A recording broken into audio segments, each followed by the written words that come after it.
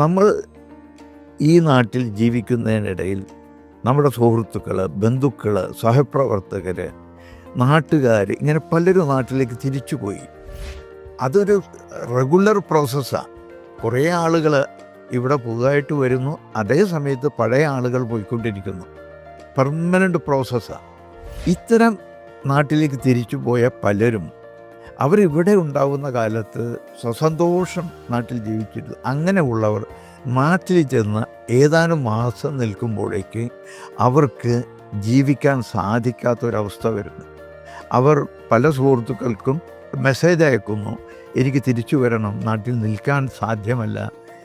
ഇങ്ങനെയുള്ളൊരവസ്ഥ, പലരുടെയും അതിദയനീയമായ അവസ്ഥ നമ്മൾ എല്ലാവരും കണ്ടിട്ടുണ്ടാവും.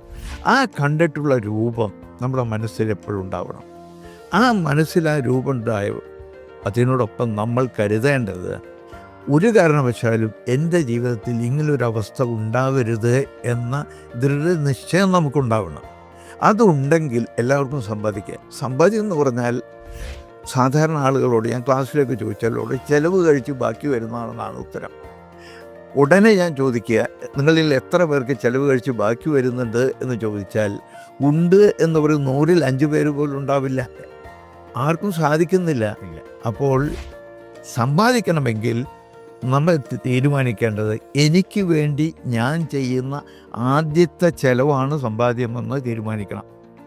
എന്നിട്ട് ആ ചിലവ്, അതായത് സമ്പാദ്യം, ശമ്പളം കിട്ടിയാൽ അല്ലെങ്കിൽ ഒരു സ്ഥാപനം നടത്തുന്ന ആൾ അതിൽ ഇത്ര ശതമാനം അങ്ങനെ മാറ്റി വെക്കുക എന്ന് പറയുന്ന ദൃഢനിശ്ചയം നമുക്കുണ്ടാവണം. ആ നിശ്ചയദാർഢ്യത്തോടു കൂടി നമ്മൾ ചെയ്യുകയും ചെയ്യണം.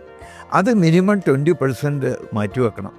20% മാറ്റി വെച്ചിട്ട് നമ്മൾ ധരിക്കേണ്ടത്, എൻ്റെ വരുമാനം എന്ന് പറയുന്നത് എൻ്റെ ശമ്പളത്തിൽ നിന്ന് അല്ലെങ്കിൽ എൻ്റെ മാസ വരുമാനം ലഭിക്കുന്നതിൽ നിന്ന് 20% ബാക്കി വരുന്നതാണ് എൻ്റെ വരുമാനം എന്ന് നമ്മൾ ധാരണയിലെത്തണം. അത് നമ്മുടെ ഭാര്യ, പ്രായമായിട്ടുള്ള മക്കൾ, അവർക്കൊക്കെ ഒരു ആ ധാരണയിൽ പങ്കാളിയാവണം. എല്ലാവരുടെയും സഹകരണത്തോടു കൂടി അത് സാധിക്കുകയുള്ളൂ.